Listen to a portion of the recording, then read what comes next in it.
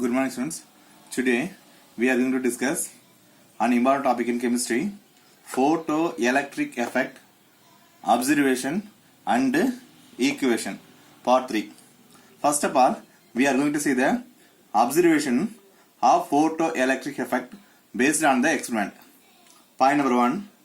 There is no time lag between striking of light and the ejection of electrons. The electrons are ejected as soon as beam of light strikes the surface. It means the beam of light of threshold frequency strikes the surface of the metal. The electrons are ejected spontaneously. There is no delay. Point number 2. The number of electrons ejected in the photoelectric effect is directly proportional to the intensity of incident light. So, the number of electrons obtained or ejected or got is directly proportional to the intensity of the incident light, but not to the frequency of the incident light. Okay. Point number 3. The kinetic energy of the electrons is directly proportional to the frequency of light, but not to the intensity of light. The kinetic energy of the ejected electron in the photoelectric effect is directly proportional to the frequency, not to the intensity of light. Fourth one, below threshold frequency, photoelectric effect is not observed because threshold frequency is a minimum frequency to eject the electrons in the photoelectric effect. Fifth one, the voltage difference required to stop photoelectrons from moving between plates and creating a current in the external circuit is called stopping potential. The potential that is applied in the external circuit to stop the movement of ejected electron in the external circuit is called stopping potential. It is important to note that intensity directly proportional to the number of electrons ejected, frequency of the light directly proportional to the kinetic energy of the electrons ejected. Now we are going to see the derivation. Okay.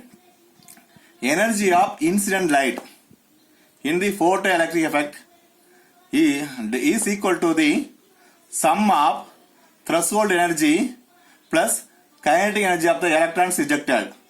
So it's well known that according to Planck equations, energy of the light is equal to the h nu. It is equal to threshold energy.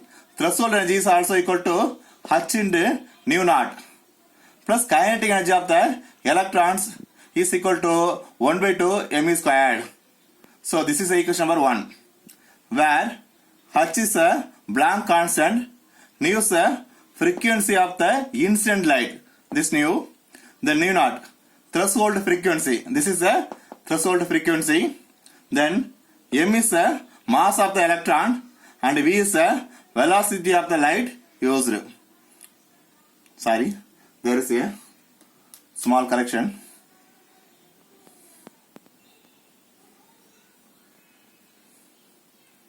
Velocity of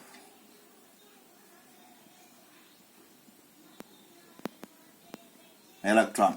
Okay. Then rearrange equation number 1. Now the h nu naught move to the other sides of the equal. It becomes half m squared is equal to the h nu minus h nu naught. Okay. In this equation, h is common. Therefore, that is taken out. Then half m squared is equal to the kinetic energy. Therefore, kinetic energy is equal to the h in the square bracket nu minus nu naught. This is the equation number 2.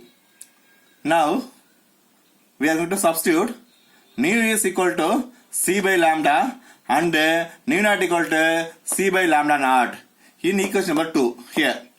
Then it becomes kinetic energy is equal to the h into c by lambda minus c by lambda naught. This is the equation number 3. Now we are going to take out the c from equation number 3 from the sides.